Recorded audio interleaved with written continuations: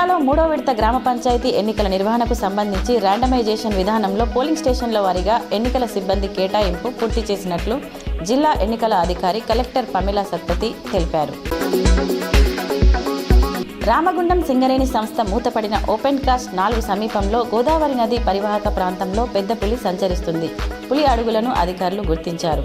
పక్కనే ఉన్న మంచిర్యాల జిల్లా సరిహద్దు ప్రాంతంలో నిన్నటి వరకు సంచరించిన పులి గోదావరి నది దాటి పెద్దపల్లి జిల్లా సింగరేణి ఓసీపీ 4 పక్కనే ఉన్న లింగాపూర్ గ్రామ సమీపంలోని శ్మశాన వాటిక సమీపంలో పులి అడుగులను ఫారెస్ట్ అధికారులు గుర్తించారు.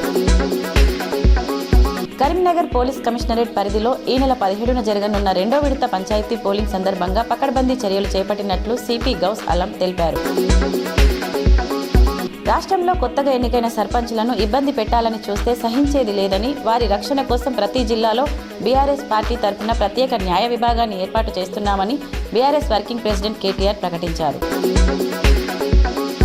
ఉమ్మడి కరీంనగర్ జిల్లాలో 816 గ్రామాల్లో పంచాయతీ ఎన్నికలు ముగియడంతో గెలిచిన నూతన సర్పంచుల సంబరాలు అంబరాన్ని అంటుతున్నాయి. ఎన్నికల అధికారుల నుంచి గెలిచిన ధృవీకరణ పత్రాలను అందుకొని ఎన్నికల ప్రచారంలో ఇచ్చిన హామీలు నెరవేరుస్తామంటూ ఓటర్లను కలిసి కృతజ్ఞతలు తెలుపుతూ సంబరాలు జరుపుకుంటున్నారు.